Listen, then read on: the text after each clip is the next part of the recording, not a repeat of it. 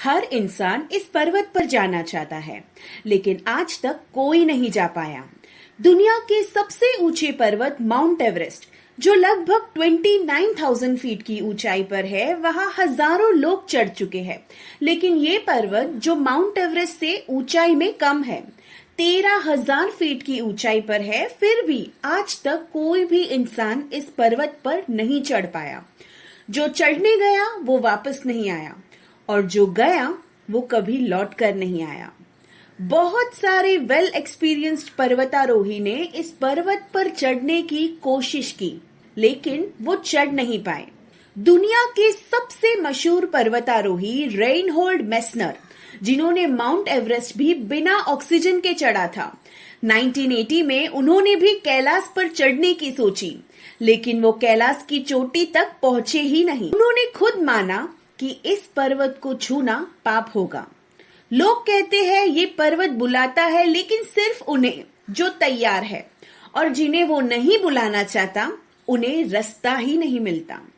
तो चलो आज मैं तुम्हें लेकर चलती हूँ एक ऐसी जगह जहाँ चुप्पी भी बोलती है, जहाँ हवा भी मंत्र जपती है, जहाँ खड़ा है कैलाश पर्वत।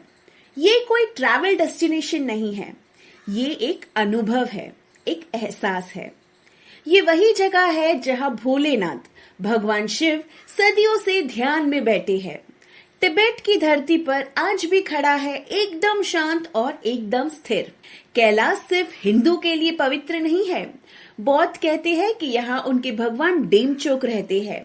जैन कहते हैं कि यही भगवान ऋषभ देव को मोक्ष मिला था, और तिब्बती बौद्ध धर्म के लोग इसे सृष्टि का केंद्र मानते हैं। मतलब ये जगह धर्म से ऊपर है। ये कनेक्शन है आत्मा का ब्रह्मांड से। कैलाश पर्वत हिमालय की गोद में बसा हुआ, तिब्बत की ठंडी हवा और वीरान जमीन पर अकेला खड़ा वो पर्वत। ना वहां पेड़ है ना हरियाली। कैलाश पर्वत जितना शांत दिखता है, उसके अंदर उतनी ही स्ट्रॉन्ग एनर्जीज और रहस्य छुपे हुए हैं। आज तक ना इसकी चोटी पर कोई चढ़ सका, ना कोई इसका रहस्य समझ सका, क्योंकि ये वो जगह है जहां साइंस भी फेल हो जाता है और आस्था वो लुटती है हर हर महादेव। अब जरा इसकी खूबसूरती की बातें करते हैं। ये पर्वत अकेला नहीं है, इसके चारों ओर सर्दियों में बर्फ से ढके हुए चट्टानी पहाड़ है। कैलाश की चोटी हमेशा सफेद बर्फ से चमकती रहती है, बिल्कुल एक प्राकृतिक शिवलिंग की तरह। इसके पास से बहती है 4 पवित्र नदियां, सिंधु, सतलज, ब्रह्मपुत्र और करनाली, जो गंगा से जुड़ती है, जैसे खुद शिवजी ने इस धरती पर जीवन बहाया हो। कैलाश के पास 2 झील है, एक है मानसरोवर और दूसरी झील है राक्षस तल। मानसरोवर एकदम शांत, साफ और पवित्र है, जैसे ध्यान में बैठा कोई साधु। वही राक्षस तल गहरा, डरावना और तूफानी, जैसे कोई भटकी हुई आत्मा। एक झील में लोग स्नान करके पवित्र हो जाते हैं, तो दूसरे में कोई हाथ भी नहीं डालता। दोनों झीलें एक दूसरे के एकदम पास है, फिर भी बिल्कुल अलग। कैलाश पर्वत की एक परिक्रमा लगभग 52 किलोमीटर लंबी होती है, और इसे लोग 3 दिन में पैदल चलकर पूरी करते हैं। ना ट्रैकिंग का शो ऑफ, ना सेल्फी पॉइंट्स, बस एक यात्रा अपने अंदर की ओर। माना जाता है कि एक बार ये परिक्रमा करने से आपके 100 जन्मों के पाप कट जाते हैं। कई विदेशी पर्वतारोही जैसे रशिया और यूरोप से लोगों ने कैलाश पर्वत पर चढ़ने की कोशिश की, लेकिन हैरानी की बात है कि कोई बीमार पड़ गया तो कुछ गायब हो गए। कुछ को ऐसी अजीब शक्तियां महसूस हुई कि उन्होंने खुद चढ़ना छोड़ दिया। एक बार एक टीम ने कहा, हमें ऐसा लगा जैसे कोई हमें ऊपर चढ़ने से रोक रहा हो। हिंदू धर्म में कैलाश को भगवान शिव का घर माना गया है। मान्यता है कि जो मनुष्य वहां चढ़ने की कोशिश करता है, वो शिव के क्रोध का सामना करता है, और इसीलिए स्थानीय लोग भी इस पर चढ़ना पाप मानते हैं। कोई कहता है कि कैलाश पर्वत को जीतने की कोशिश तो बहुतों ने की, लेकिन वापस कोई भी नहीं लौटा। ये बात कोई कहानी नहीं है दोस्तों, ये हकीकत है। अब तक जितने भी लोग कैलाश पर्वत की चोटी पर चढ़ने की कोशिश करते हैं, उनके साथ कुछ न कुछ अजीब और रहस्यमय घटित होता है। सबसे पहली कहानी एक अंग्रेज पर्वतारोही की। सालों पहले एक ब्रिटिश पर्वतारोही ने कहा था कि जब मैं कैलाश पर्वत की चोटी की तरफ बढ़ रहा था, मुझे एक एहसास हुआ जैसे मेरी सांस रुकने वाली है, जैसे मेरे शरीर में कोई अदृश्य बोझ आ गया हो, जैसे किसी ने मेरी पीठ पर हाथ रखकर कहा, बस अब और आगे नहीं। उसने कुछ कदम और चलने की कोशिश की, लेकिन उसका शरीर जवाब दे गया। उसे जबरदस्त चक्कर आए और वो बेहोश होकर गिर पड़ा।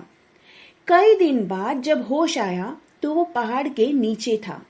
रशियन साइंटिस्ट्स की रिपोर्ट के हिसाब से कुछ वैज्ञानिकों ने कैलाश पर चढ़ने का सपना देखा, लेकिन जैसे जैसे वो ऊपर चढ़ते गए, उनके शरीर में तेज उम्र बढ़ने के लक्षण दिखने लगे।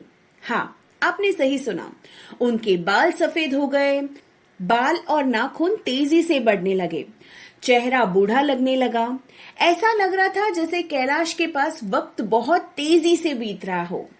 डर के मारे उन्हें मिशन अधूरा छोड़कर नीचे लौटना पड़ा। यात्रियों का कहना है कि हमें चोटी से किसी के डमरू की आवाज सुनाई दी थी, तो किसी ने कहा कि हमारे पास जो घड़ी थी वो अचानक रुक गई।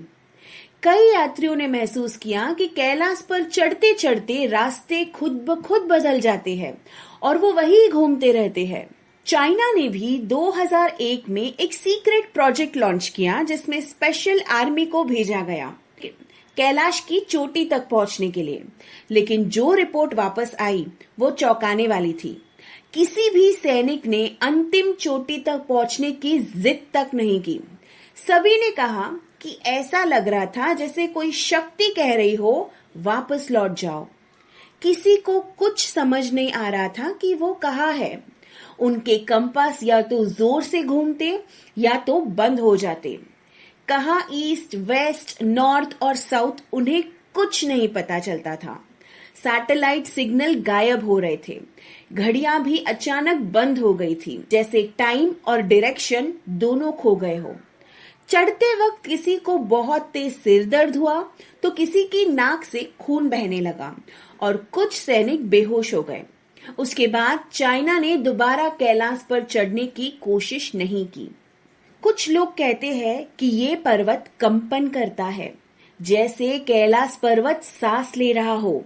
मानसरोवर के किनारे ध्यान करते हुए कई साधकों ने कहा कि वहां कोई बाहरी आवाज तो नहीं थी, फिर भी उनके अंदर से ओम नमः शिवाय की गूंज हो रही थी। मानसरोवर झील के पास कई यात्रियों ने रात में अजीब सी रोशनी देखी, जैसे सितारों का नृत्य हो रहा हो। कुछ ने पिरामिड के आकार की एनर्जी फील्ड भी देखी, जो कैलाश से निकलती हो।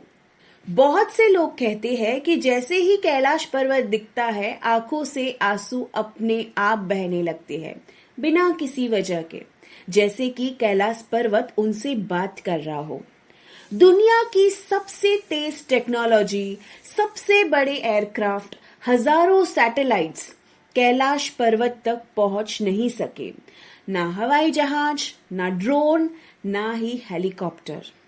साइंटिस्ट मानते हैं कि वहां पर कुछ ऐसी ताकतें हो सकती है जो दिखती नहीं है, या फिर वहां का मौसम, हवा और धरती की मैग्नेटिक एनर्जी इंसान के शरीर पर असर डालती है और इसी वजह से लोग वहां जाकर अजीब महसूस करते हैं, जैसे सिर घूमना, डर लगना या बेचैनी होना। साइंटिस्ट का कहना है कि यहाँ टाइम अलग तरीके से चलता है। कैलाश पर्वत को कोई अब तक पूरी तरह समझ नहीं पाया, ना साइंस, ना तर्क और ना ही टेक्निक। शायद ये वही जगह है जहां इंसान की सोच रुक जाती है और यकीन की शुरुआत होती है। ये पर्वत हमें ये सिखाता है कि कुछ चीजें सिर्फ देखने के लिए होती है, समझने के लिए नहीं। कुछ रहस्य ही बेहतर होते हैं। आखिर में शायद कैलाश पर्वत की चोटी को जीतना इंसान का काम नहीं है। ये पर्वत जीवित है। ये खुद तय करता है कि कौन आ सकता है, कौन नहीं। क्योंकि ये सिर्फ पर्वत नहीं, ये शिव है, ये सत्य है, ये अनुभव है। अगर आपको इस वीडियो ने अंदर तक छू लिया तो लाइक करें, शेयर करें और कमेंट में लिखें हर हर महादेव। धन्यवाद।